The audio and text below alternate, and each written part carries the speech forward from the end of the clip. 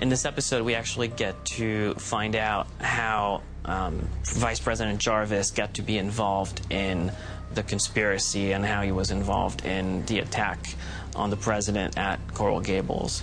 And in a flashback, we reveal the first meeting between Jarvis and Dempsey. Well, I never thought I'd get a chance to thank you in person for supporting my campaigns. I prefer to stay out of the spotlight.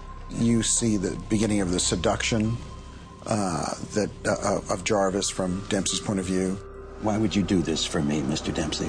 It's not for you. It's for this country. Obviously, he's manipulating him and trying to convince him to do something that serves me. Jarvis's intentions as a man is to bring the country back to its former glory, to live the good life, to make the country as strong as it could be.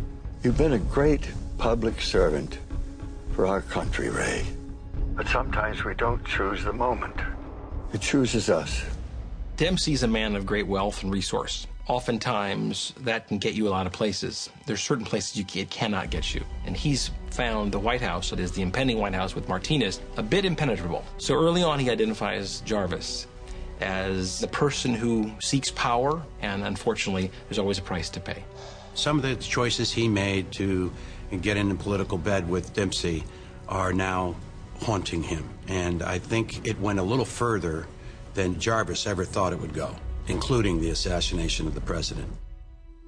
I think 108 is a very personal story to Sean and Layla, in the sense that they will always be on the run. Their life will never be the same.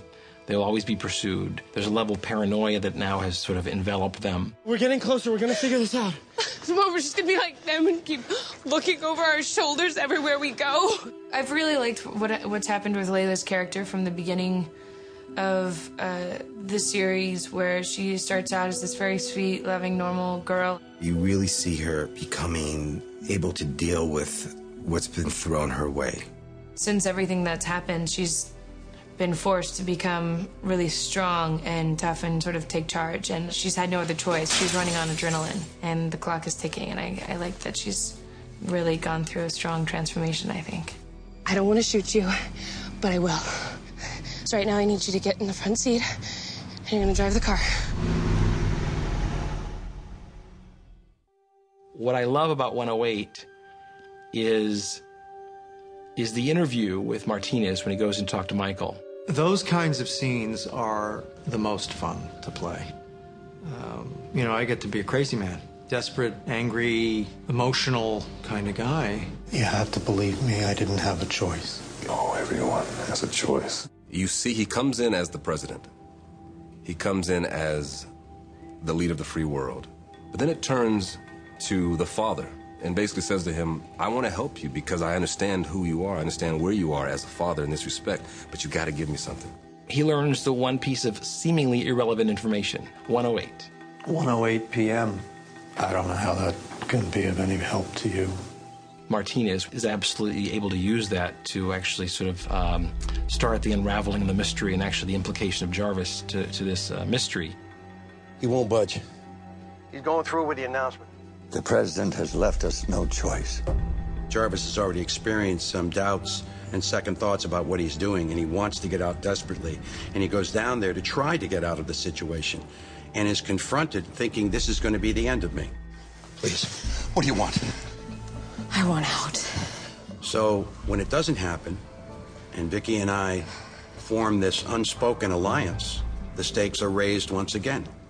And now Jarvis has to go to the president. You almost killed hundreds of innocents. You almost killed my family.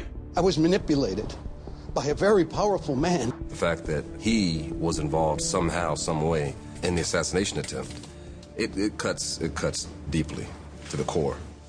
It's just become like a slippery slope for him. He can't get his footing now because he's not in control anymore of what's happening and the actions that are going on behind him and because of him. There's a lot of remorse and I think you get a lot of sympathy for him. And also it's really suspenseful. Who is it, Ray? Eli. It was...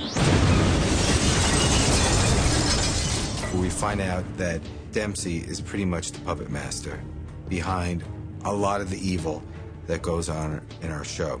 He's tried to kill the president, but he's tried to kill the vice president. So this guy wants something bad. And you'll find out in 10 what he really wants. And it's bigger than anything you can imagine.